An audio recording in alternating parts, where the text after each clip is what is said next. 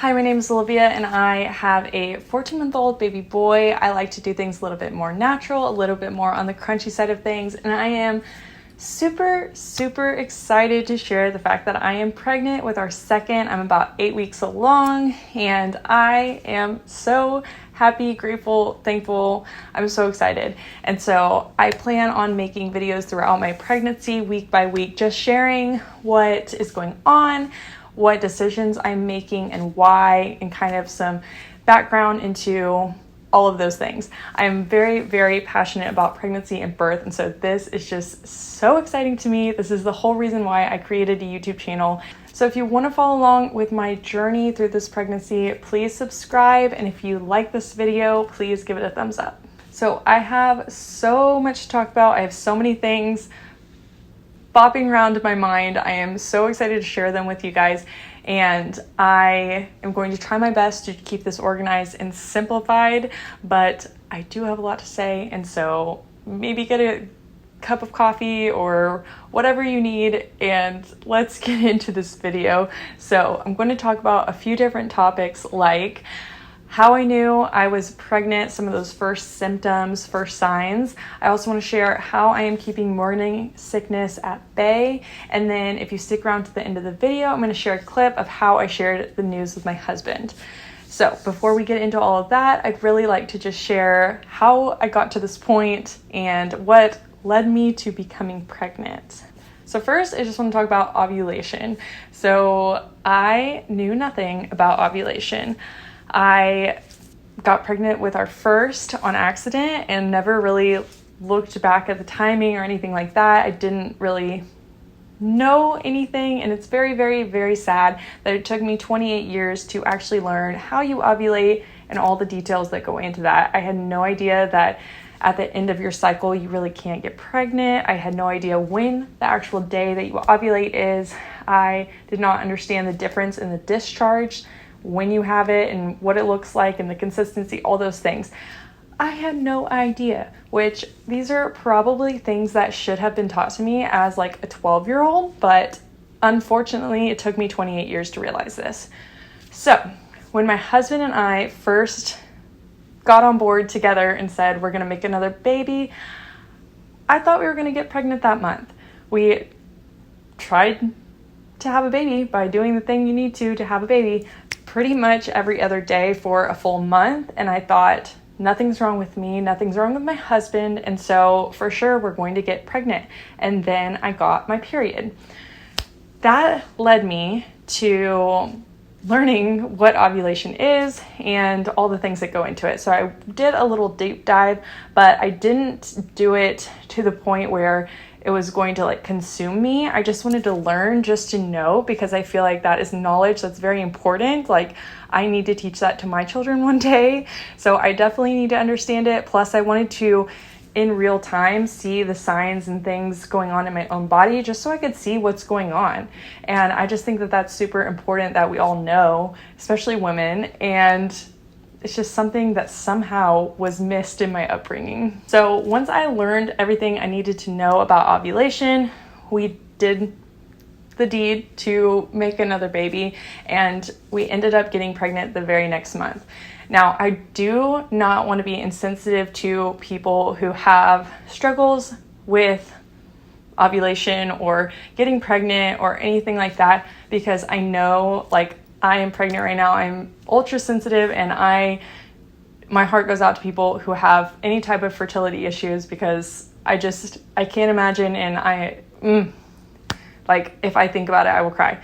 So I know that I am incredibly lucky and fortunate to have it happen on the second try. And just in case anyone watching does have fertility issues, I am so sorry, and I would love to pray for you if there's any way that I can help or pray or whatever you need. If there's anything I can do, I seriously would like to. And if I keep talking about this, I'm going to cry. So once I found out I was pregnant, I was the only one who knew, and I tried to find a lot of joy in that. So I tried to really I knew that I wanted to tell my husband in a certain way. And so I wanted to wait for that perfect opportunity to do so, which ended up being about a week later, which was really hard to keep that secret. So I just tried to find as much joy in the secret of just me knowing personally. I think it kind of was weird because I found out the super exciting thing, but then it was like I couldn't really tell anyone. Secret. Well, my husband knows, so it's fine. I did tell my sister before I told my husband. We did a little secret trade-off, and she already knew I was pregnant somehow, so it was all okay. But anyways, I just want to make it known, if you're the only person who knows that you're pregnant, still try to find joy in that, even though it's kind of hard, because it's just like you and Jesus knowing the secret. So once I told my husband, I also tried to find joy in just us knowing that little secret. It was very fun, I feel like, for us just to have that like sweet secret of knowing our future together and the whole world not knowing. I think that's really fun, and I would definitely recommend you and your partner, having that for a little bit of time before you share the news with everyone.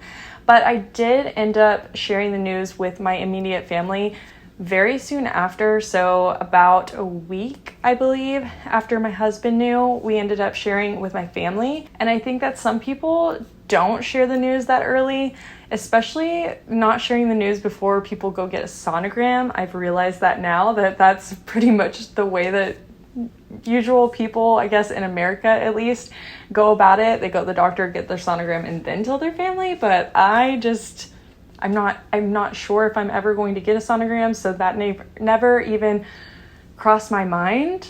So I am just running with my pregnancy test and the way that my body feels, because I am very confident, 100% sure that I am pregnant just by the way I feel. Now, the reason why I felt so confident and fine telling my family is because I believe that everything will happen according to God's will. And if you don't know what God's will is, I didn't really fully understand this a few months ago, but I believe that God's will is for all babies to live, all babies to thrive. It's not part of God's will to have miscarriages. He is a loving God, and he wants us to thrive and be joyful mothers of children. He wants our babies to live. And so I believe that for outside reasons, the devil, things like that, sin, those are the reasons why things like that happen. And so I am standing on God's promise, God's will, and I am firmly believing that my baby is going to live. It's going to grow to be a full-term, beautiful, healthy baby. And I am continuously speaking those truths over myself. I'm praying for those things. I'm believing in those things. And so that's why I feel so confident in sharing the news with my family, because I know that it is God's will for my baby to live, and I know that my baby is going to live and thrive and make it to whenever the baby's due date, whenever the baby wants to come, whenever God wants to choose that baby's birthday, that's when my baby is going to be here.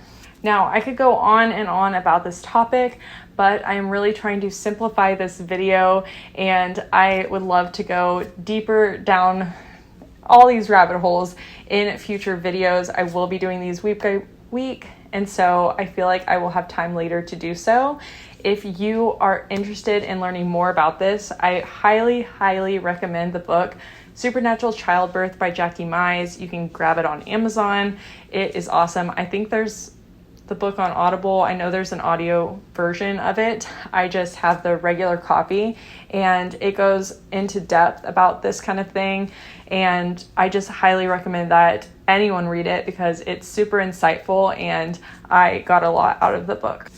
Now, one of the last things I want to touch on before we get into the main topics of this video is the fact that I finally ended my breastfeeding journey at 14 months.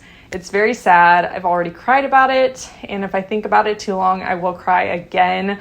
I seem like such a crybaby right now, but it is what it is.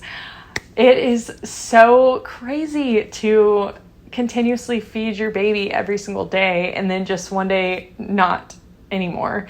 I feel like the sad part is I didn't make the decision.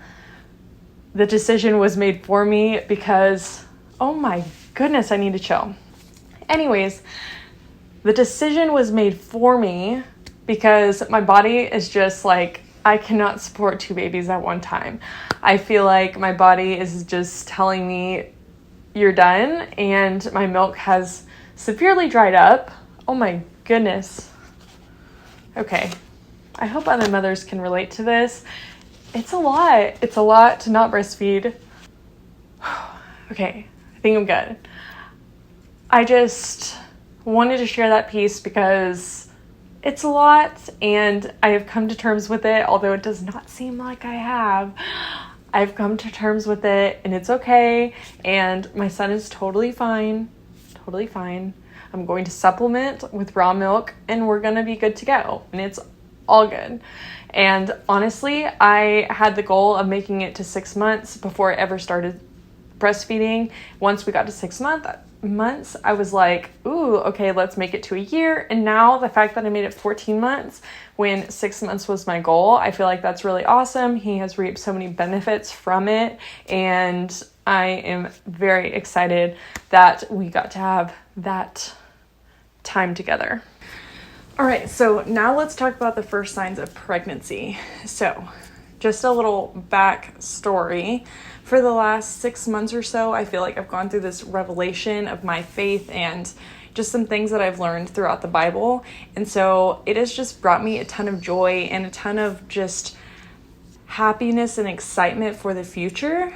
So I feel like I have just kind of been internally on cloud 9. I've been doing a ton of research into the Bible and all these different things that I feel like were kind of missed when I was growing up. I just feel like I learned a lot about the Bible. I went to a Baptist church, but I just didn't fully reap all the benefits from the Bible that I am now. And so I feel like I've just been on this like very exciting journey, and that is why this pregnancy symptom doesn't really make sense. So one of my first symptoms was irritability. So when I was at my parents' house, I typically am very calm. I'm a middle child, and so I don't talk that much, and I'm kind of a go with the flow type of person, but I guess I was snippy, irritable, a little bit crabby with my sister, and she recognized this as a pregnancy symptom. So a few days later, she asked me if I was pregnant, and I did not know at the time, and I was like, didn't understand why she was asking me that. And she said the last time that I was mean to her like that was the last time I was pregnant. So that was kind of the first sign, although I didn't really see it as such.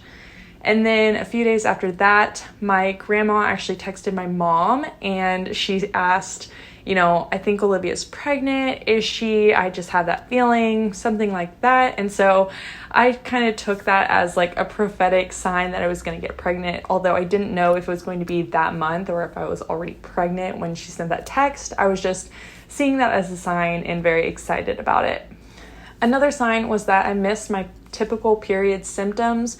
So usually at some point during the week leading up to my period, I really want some type of sweet of some kind, and that did not happen. I also, this is TMI, of course, just like most of my videos, but I usually want to do things with my husband, and that did not happen. And I also usually get a bit of a backache. That did not happen. So I kind of thought maybe it was it, and maybe my period was not going to come. Another thing, I started to have a few things, I don't remember exactly, but like some, pregnancy brain type of things. Some things that were out of the blue that I normally would not do, that were just kind of dumb, that I didn't think through. And I kind of thought, oh no, maybe this means that I'm pregnant. And then, well, not oh no, because I was very happy and excited and that's what I wanted, but I just saw that as one of the signs. And then another thing, TMI, The smell of my vagina apparently changes whenever I'm pregnant. My husband did not tell me that last time, but apparently that's a thing.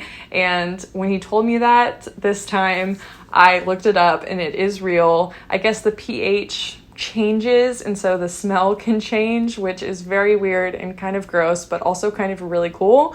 So that is another sign.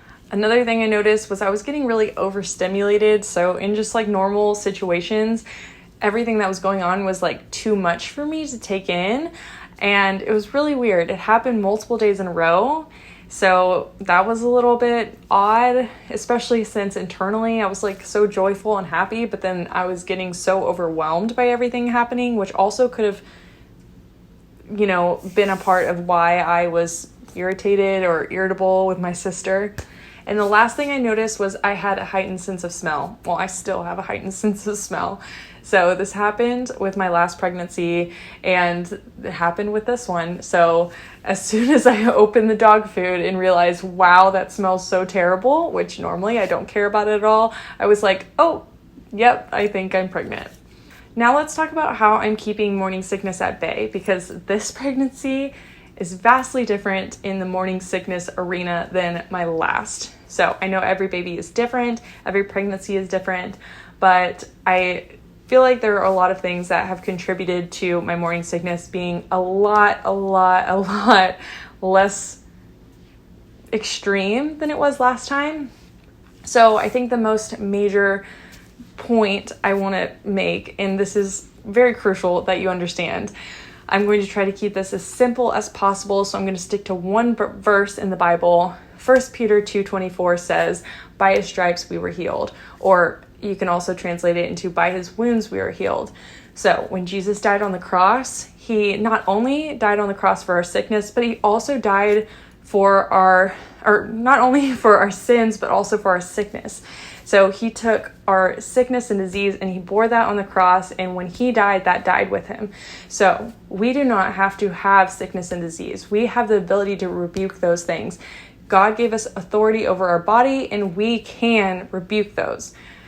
Of course, there are things like sin, and the devil is in this world, and so those things can come upon us, but we can rebuke those, and Jesus can save us from those things. So the first sign of morning sickness, I rebuked that so hard, and I was like speaking scripture over myself, and I said, no, this will not happen, and it immediately went away.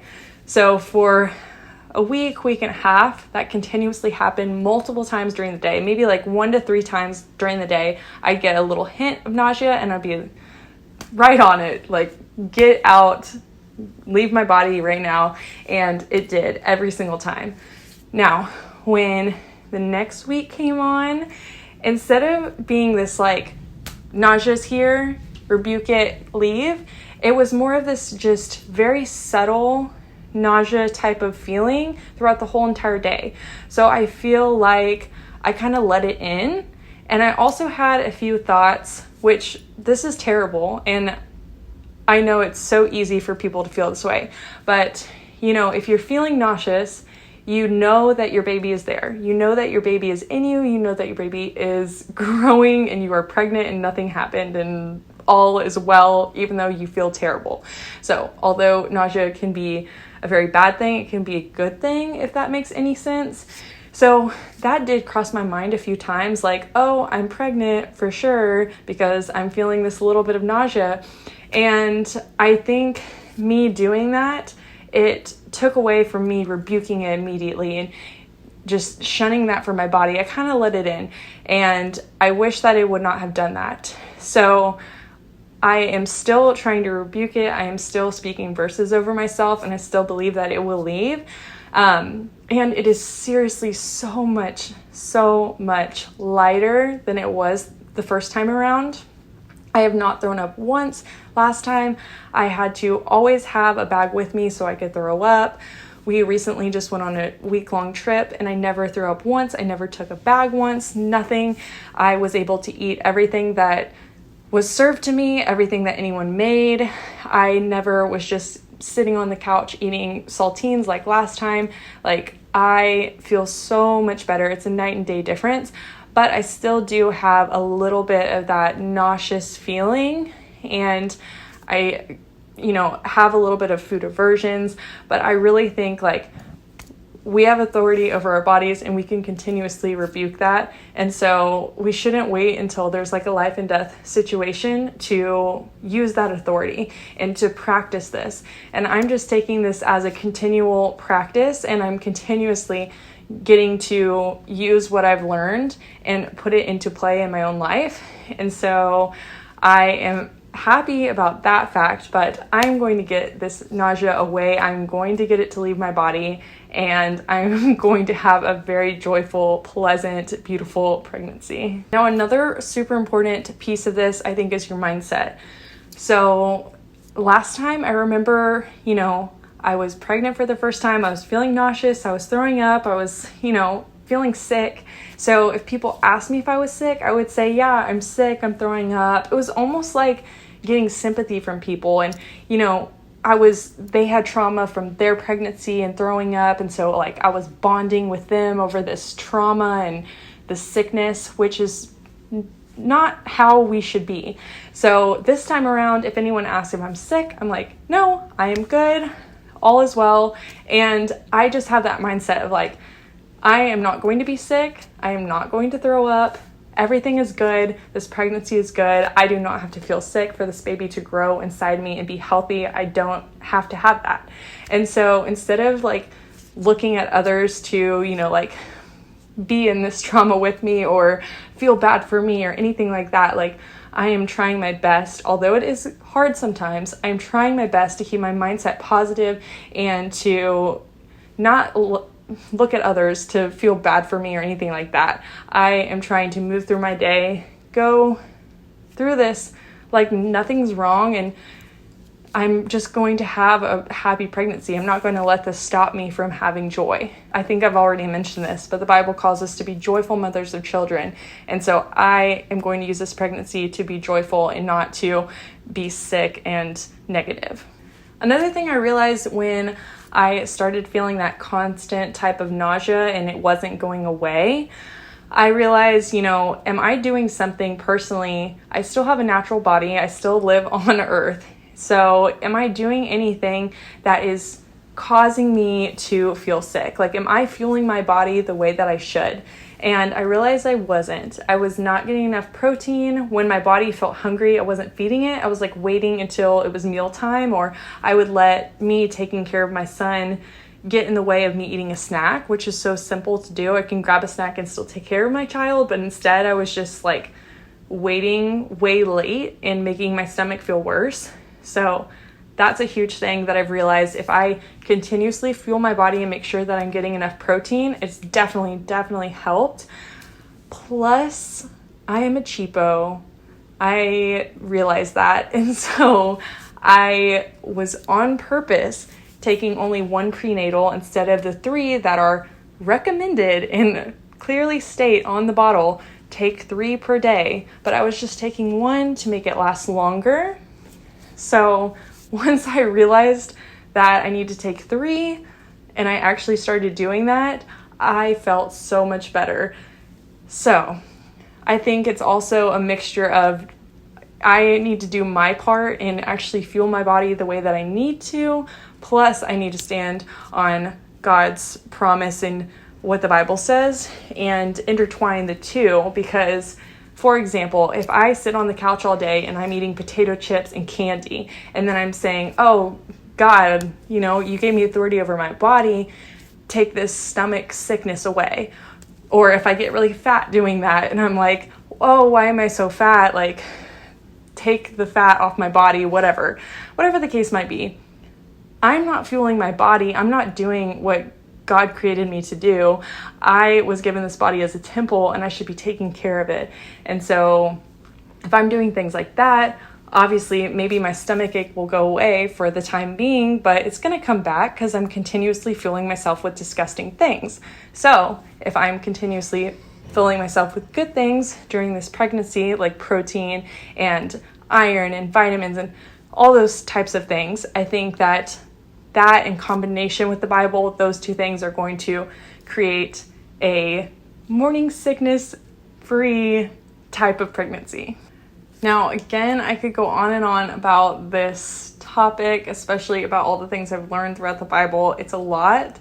And so if you want to learn more, I already suggested Supernatural Childbirth by Jackie Mize, but there's also another book. It's called Pain-Free Childbirth by Nissa Andrews, Nissa Andrews, and that's really awesome. Both books go into detail about these types of topics I'm talking about, and so if you want to learn more about that kind of stuff, please take a read at one of those books or both, because both have been really awesome and they explain it into more detail, more depth.